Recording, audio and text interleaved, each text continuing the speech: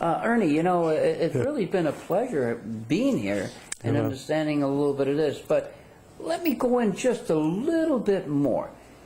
You had 3 heart attacks and 1 stroke. How far back did that put you? Well, it all started 15 years ago, but the stroke was in '96. And I'm going to tell you, when you wake up into bed and the clock is running backwards, you say, uh-oh, I'm in trouble. And then you can't read the name on the TV because it don't mean anything to you. And then you try to sit up and you can't move. And then you find out you can't talk, you can't read, you can't write. I have known family members that have had strokes that never come back. So then you after 3 or 4 days, you start moving, and you really don't know how far you can come back. And that's when you really get scared. And I have been scared in my life numerous times, you know. I guess the first time I was really scared was when I jumped out of that first airplane. And I said, oh, shit, Ernie, what have you done now? And then I looked down and everything was okay and the ground was coming up and I slammed into the ground. I said, well, that wasn't so bad. Let's do it again. Well, that was a good thing because you had to do 5 jumps in 3 days just to get out of that school. And I've been shot at a couple of times, scared there. First time I got a little shrapnel in my butt.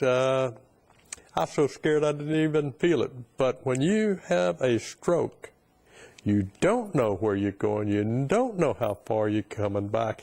And you don't want to be where you're at right now. That's all you know. But if you, maybe like me, the outfit I was in the Army made you think that you could do anything. And I just put that into my head. We're going to get over this. Well, I'm now 70, and I don't have a whole lot of problem doing anything. I'm probably 90%, 95% of what I used to be. But then again, it might just be because I'm getting old, you know, all of it. I didn't really expect to live this long anyway, but it's okay. It's coming back, and we'll keep working on it. I would like for all of those veterans out there that have problems like this, call Operation for Effect. And if those guys don't help you, my name is on that list.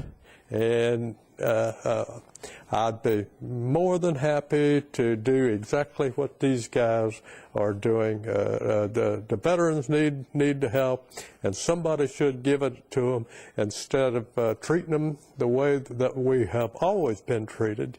At least the Vietnam vets, they were never treated real good as far as I'm concerned. But we'll just have to wait and see. Tell us a little bit about your military service, especially Vietnam. Say again, sir? Tell us about your military service in Vietnam. Well, my military service in Vietnam, I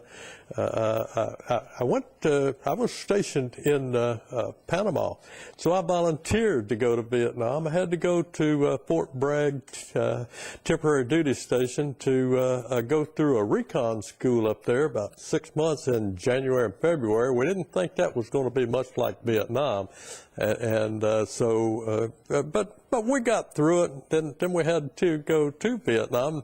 First thing we had to do over there was go through another recon school.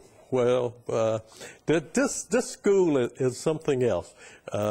If you want to graduate, if you go through that school and you want to graduate, the only prerequisite to graduating is the last week of that school is a actual combat mission, running recon, someplace out in the jungle. If you survive, you graduate. If you don't survive, you don't graduate. And that was what they used to say about that school.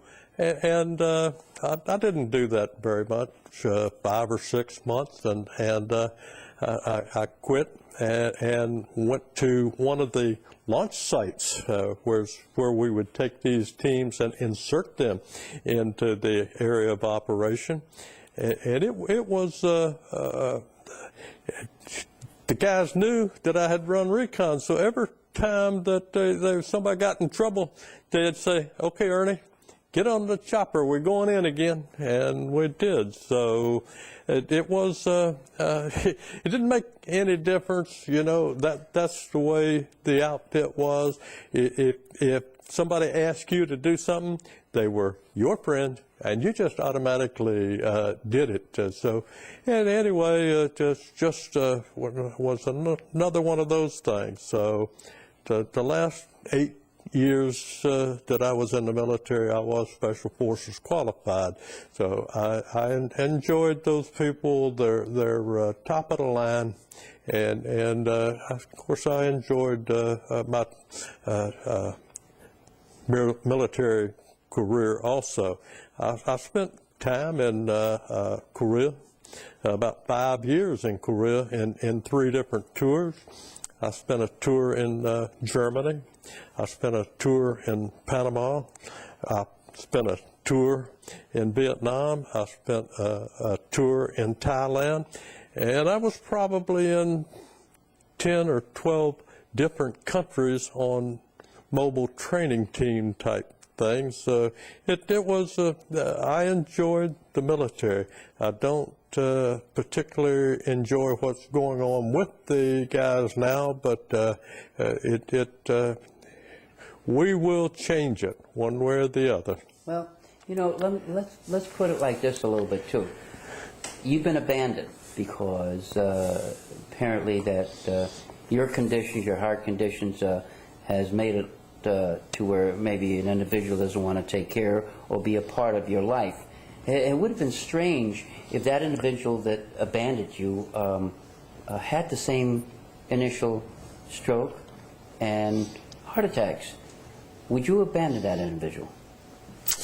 No, actually, my wife is a cancer survivor, and she went through radiation treatment and all of that kind of stuff, and I drove her to and from the hospital every day, took care of her, and no, I don't think I would have abandoned her. I didn't in that aspect, and she just stood by. What you're saying is that you stood by her all that way. Yes.